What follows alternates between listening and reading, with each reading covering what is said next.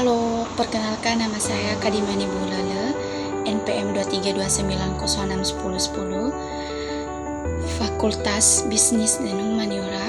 Saya dari Universitas Cutniadin. Di dalam video saya ini, saya akan menjelaskan tentang artikel pengantar ilmu hukum. Pengantar ilmu hukum ini, pertama-tama, sejarah dari perkembangan hukum ialah perkembangan hukum dari masa lampau hingga saat ini, termasuk pengaruh dari kolonia, adat istiadat, dan agama terhadap pembentukan hukum di Indonesia ini. Nah, pengantar hukum ini juga berkaitan dengan struktur hukum, sistem hukum, prinsip-prinsip hukum. Nah, apa itu struktur hukum? Di dalam struktur hukum ini mengacu dia pada organisasi atau peraturan-peraturan tata di negara kita ini. Sedangkan sistem hukum ini berbentuk atau merujuk pada pendekatan metode yang digunakan dalam menegakkan hukum dalam suatu negara. Sedangkan prinsip-prinsip hukum ini adalah konsep dasar dari sistem hukum. Maka dari itu, hukum ini membagikan dari ilmu-ilmu yang memperkenalkan dasar-dasar hukum di Indonesia. Adapun permasalahan-permasalahan yang terdapat dalam pengantaran hukum Indonesia ini, seperti kesenjangan antara hukum formal dan hukum yang diterapkan secara real di masyarakat. 2.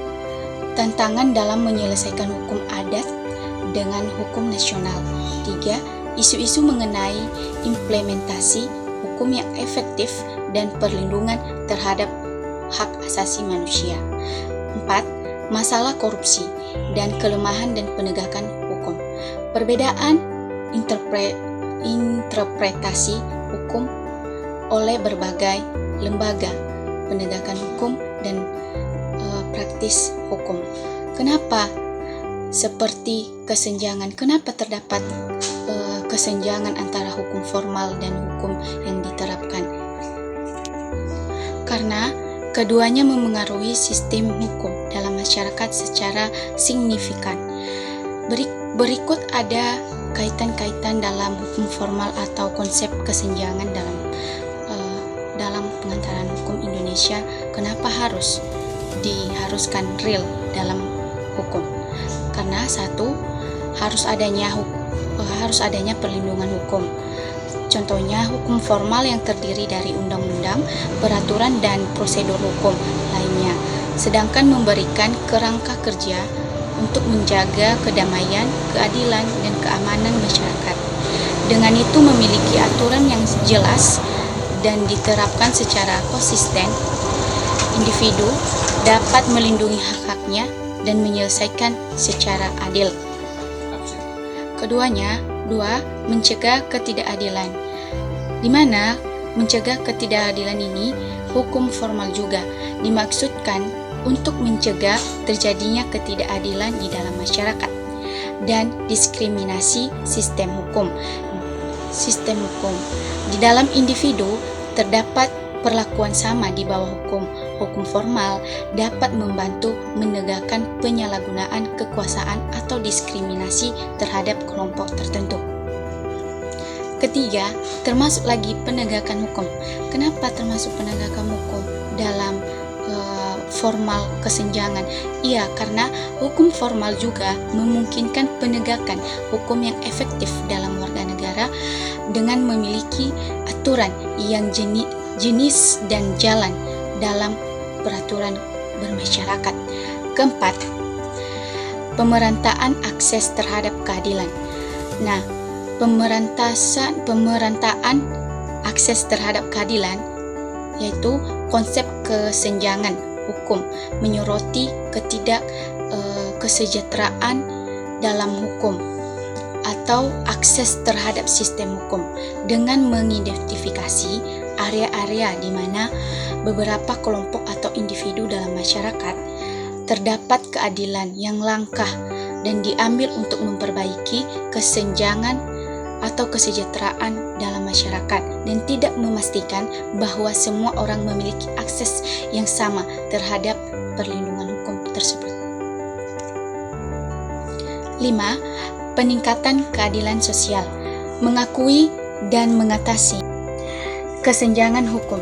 Masyarakat dapat bergerak menuju ke arah yang lebih adil dan inklusif. Hal ini dapat membantu mengurangi ketidaksejahteraan sosial dan memperkuat kepercayaan masyarakat terhadap sistem hukum.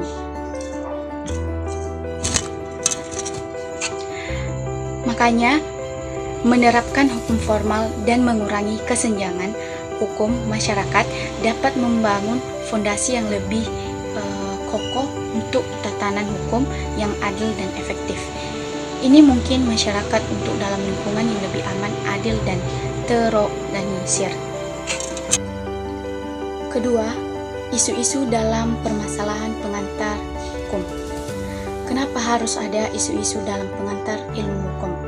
Penting, sangat penting dalam pengantaran hukum di Indonesia karena membantu atau meneliti konsep-konsep hukum dalam konteks kehidupan masyarakat.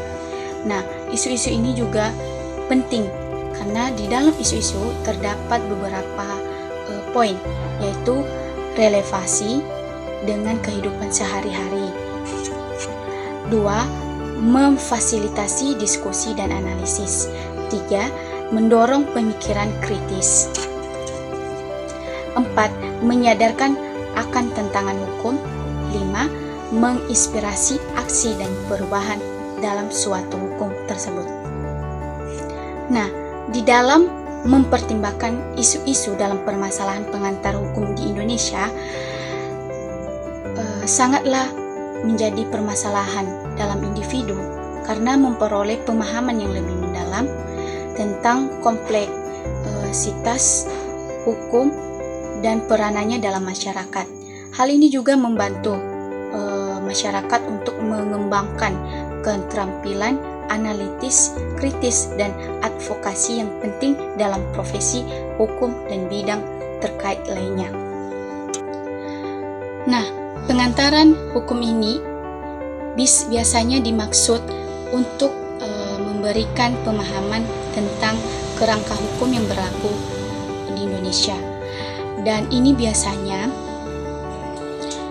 pengantar hukum ini bersejarah perkembangan untuk hukum di Indonesia, sistem hukum yang selalu dianut oleh masyarakat atau warga negara. Nah, pengantar hukum ini juga mempunyai prinsip-prinsip yang terjadi pada dasar-dasar hukum, seperti menggunakan relevansi dan pemahaman hukum bagi masyarakat dan pemerintah. Di dalam pengantaran hukum ini, terdapat tujuan pengantaran hukum di Indonesia. 1. Memberikan pemahaman tentang sistem hukum. 2. Memperkenalkan dasar-dasar hukum. 3.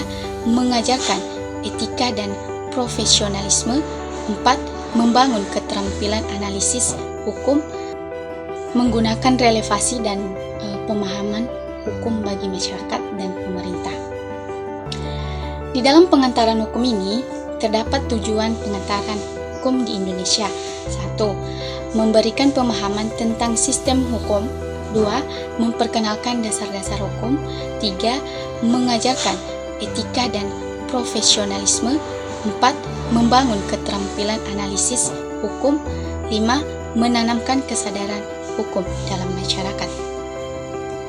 Saya mengambil satu poin dalam tujuan pengantaran hukum di Indonesia, yaitu mengapa harus memberikan pemahaman tentang hukum dalam masyarakat. Ya, karena dalam pengantaran hukum Indonesia sangatlah penting karena hukum memengaruhi hampir setiap aspek kehidupan manusia. Di dalam memberikan pemahaman dalam pengantaran hukum ini ada beberapa poin lagi, seperti 1. Mengetahui hak dan kewajiban. 2. Mencegah pelanggaran hukum. 3. 3. Mempertahankan keadilan. 4. Mengelola konflik dengan baik. 5. Menginspirasi partisipasi dalam proses hukum. Nah, dengan memberikan pemahaman tentang hukum, individu dapat memperoleh pengetahuan dan keterampilan yang diperlukan untuk mempartisipasi dalam masyarakat yang diatur oleh hukum dan keadilan. Sekian dari pemaparan materi yang saya angkat, yaitu mengenai artikel pengantar hukum Indonesia. Terima kasih.